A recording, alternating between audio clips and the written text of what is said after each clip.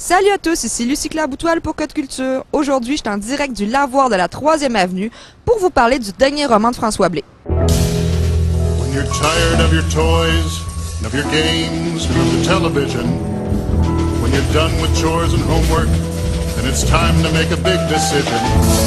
You might need a change of scenery. It might be time to go.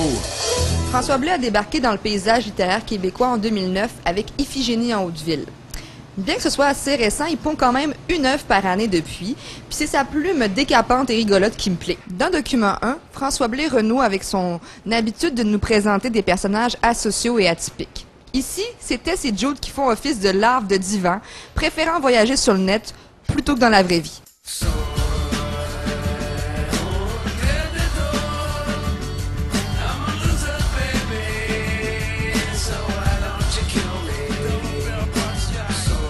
Un jour, sans raison apparente, les deux protagonistes décident qu'ils vont voyager pour de vrai, puis leur choix se pose sur Birmingham, une petite ville chez les Amish aux États-Unis.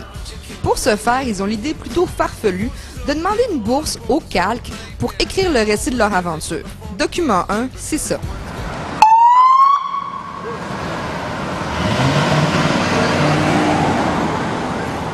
Ce qu'on aime chez François Blé, c'est sa description des personnages. Il y a vraiment l'art de nous parler de personnages qui font absolument rien de leur vie, mais qui sont tellement cultivés qu'ils restent intéressants.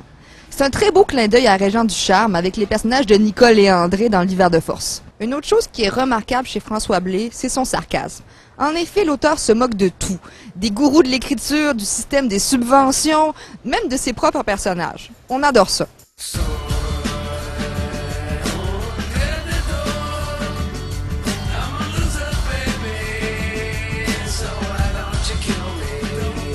C'est sûr qu'avec Document 1, François Blé n'est pas plus original que dans ses autres créations. Il continue de jouer dans une cour qui est la sienne, mais on aime ça. Après tout, il vaut mieux écrire 5 bons livres que 5 mauvais livres.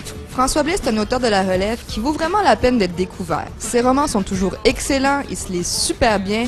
Une belle après-midi, un bon livre, Code Culture aime ça.